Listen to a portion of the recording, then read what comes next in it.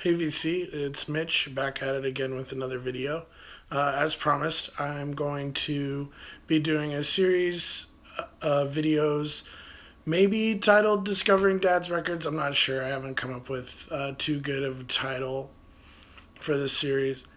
Basically, I started this series because my dad and I were really best friends, and music was our strongest connection point.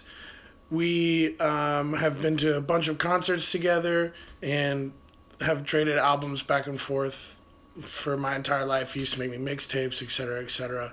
And a few weeks before Dad passed away, I had him write me a list of albums that maybe were his favorites, but I hadn't heard yet, or maybe stuff that he knew that I hadn't gotten into and he really valued. So I have that list still on my refrigerator, and I inherited a bunch of his CDs and vinyl. And I just wanted to kind of stay connected to my dad through the music and really kind of dive into some of the stuff that I inherited and haven't heard before. So I kind of took a look at that list before I started doing the series and was looking for someone to kind of get into and see what I thought about them. And I decided on an artist his name's Aldo Nova. He's a Canadian glam rock, verging on hair metal artist from the early 80s. And my dad wrote down Aldo Nova Twitch, his third album, for me to check into. When I was doing a bunch of research, it turns out that Aldo Nova really hated his third album, so I decided I should probably listen to at least the first two and the third before I did this series. It was a bummer. Dad only had the second and the third album, so I had to Spotify the first album, so I don't have anything to show for that, but I can talk about it. His self-titled came out in 1982, was platinum twice here in the U.S., hit number 8 in the charts, and was really well received, especially the single Fantasy. It was a popular song on MTV. Some of you guys who were around back then might remember that. The self-titled has really strong production, which is really interesting because Aldo, I guess, played a lot of the instruments on it himself and he produced it himself. So I found that to be really interesting.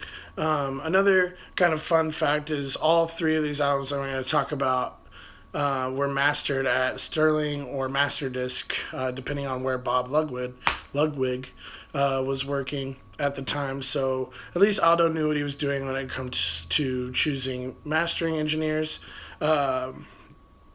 When I was listening to the first album, there's a lot of synth-driven digital drums kind of sound happening, and they're really shitty digital drums. They're early 80s digital drums, which sound awful. And if they're not digital, then they just compress the shit out of them and put way too much reverb. They sound awful. But it's really easy for me to see why my father would have been into Aldo back in the day. My dad graduated high school in 1982, and like I said, that's when this self-titled album came out. So the really guitar-driven kind of pop rock would have been right up my dad's alley at that time, and that's what this is. There's a lot of synthesizer. The guitar tones are fantastic. Aldo's a fantastic guitar player. Some of my favorite solos on the debut album came from Heart to Heart, the song Fooling Yourself, and I think my favorite song on the whole album was probably Under the Gun. But I would have to say probably the best solo was See the Light. It's not necessarily my bag when it comes to music. I wouldn't even call it like hair metal. In fact, metal's probably like too much of a heavy music connotation for what Aldo was making, especially in these three albums. But it is fun to listen to. There's a lot of catchy melodies, really good guitar riffs. The solos are on point. I will say that he's a horrible lyricist, in my opinion. While the melodies are catchy and the choruses have a tendency to make you want to sing along, there's not a whole lot of lyrical depth. The second album that Aldo released, which was in 1983, is called Subject, Aldo Nova. It is a loose concept album, and I mean really loose. Again, kind of maybe somewhere between glam metal and power pop. Very poppy. Again, a lot of keyboard playing. It sounded again like digital drums, which seriously fuck off with the digital drums. Like just record regular fucking drums. It's not that hard. They sound horrible. But there's kind of this dystopian feel to the whole record. The first three songs are instrumental. Monkey on Your Back is the first song with lyrics. It's about heroin, and the lyrics again are just kind of elementary level writing. It sounds like maybe a junior higher could have wrote that song to me. But the guitar tones on this album are really clean. Everything sounds crystal clear. The solos are always catchy, really easy to follow along to. They draw you back into the song. If the song's not too good, at least you wait till that last minute and a half. The solo will bring you right back in. There's a lot of really good classic early 80s power ballads on this album. Victim of a Broken Heart is one of them. And Always Be Mine was another power ballad that stuck out to me. There's a couple of songs on here that I really liked. There's a kind of interlude called Africa Primal Love, which had a really awesome bass line on it. And the last song, All Night Long, almost ruined the whole album for me, so he could have left that one off. But like I said, loose concept album, dystopian kind of feel, a lot of guitar riffs, a lot of solos, a lot of synthesizer. If I had to compare Aldo to some other bands, I hear a lot of Night Ranger, Foreigner, a lot of early Bon Jovi in this music. Same time period. Aldo actually ended up working with Bon Jovi, and then later on got signed to Bon Jovi's record label. So there's some definite kind of intermingling of influences happening there. He also wrote some songs for Clay Aiken and Celine Dion. He ended up winning a production Grammy in the 90s for working with Celine Dion. So some co-Canadian songwriting love happening there. So like I said, those are the first two albums. I checked them out just to kind of understand what was happening in his catalog and try to put some context into the third album. Twitch was the album that Dad decided to put on that list of albums that I asked him for. It's funny, like I said, Aldo hated his third album. I guess the record company really put a lot of pressure on him to come out with something more commercial. His second album didn't do nearly as well as the first one, and I think the record label was really kind of pushing him for more radio-friendly type stuff. And from the interviews and stuff that I read online, I guess Aldo just didn't enjoy the recording process of that album. And he, in fact, went into kind of like a self-imposed hiatus to wait out the end of his record contract because he didn't want to work with somebody who wouldn't give him total creative freedom. So I went into this album kind of expecting it to be the worst, just because Aldo hated it the most. Like I said, it's called Twitch. It's from 1985.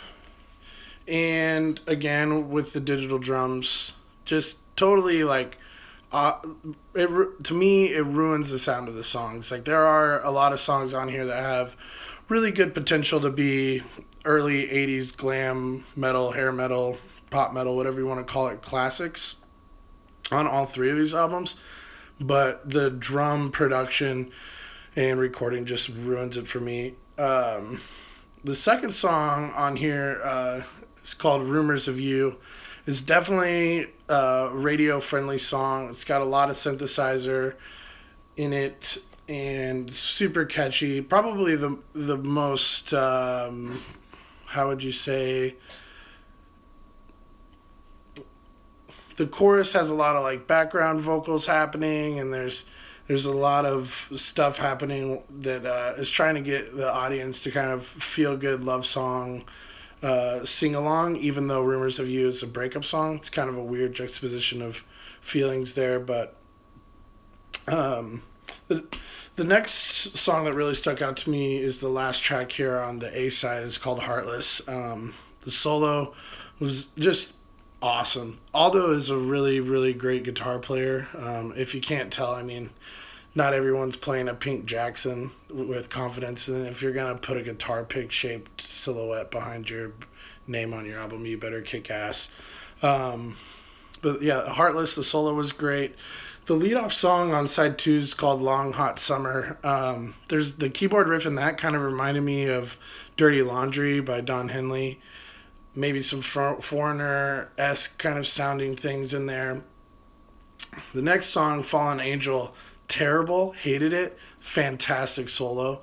Like I said, that tends to be a theme for me when I'm listening to Aldo. Is it's got this cheesy pop metal overproduced sound, which sometimes I can take, sometimes I can't. I think the amount of synthesizer on these records is a little bit much for my personal taste, but the guitar work is always fantastic.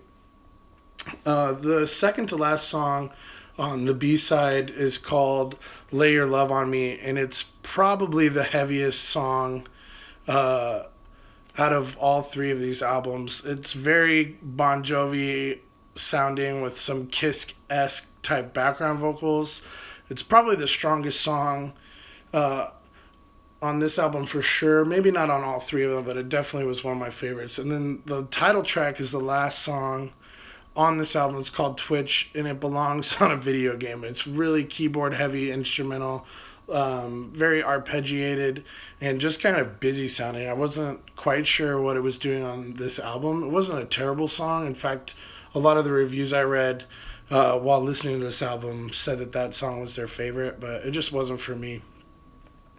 So all in all, it was really kind of interesting to dive into Aldo Nova's catalog and see what my dad would have been listening to around his 18, 19-year-old phase, just coming out of high school. My dad really was into a lot of pop metal, hair metal kind of stuff, and I think this would have been right before the heavier stuff started coming out. My dad's favorite band of the 80s was Motley Crue. It's definitely a lot heavier than what Aldo's doing here, but the guitar work really does stand out as some of the best of the era, I think, especially in the early 80s. If you guys have any thoughts about Aldo, if you've heard of him before, if you like him, leave a comment. If you've never heard of him before and you like 80s power, pop, glam metal stuff, you'd probably dig him. I'd encourage you to check him out. So anyway, that's the first video in this series. If you have any other early 80s artists that you really dig and you think that I might enjoy, just drop a comment down below. Maybe it's on Dad's list and I can do that video next. So anyway, guys, hope you have a great night and thanks for watching.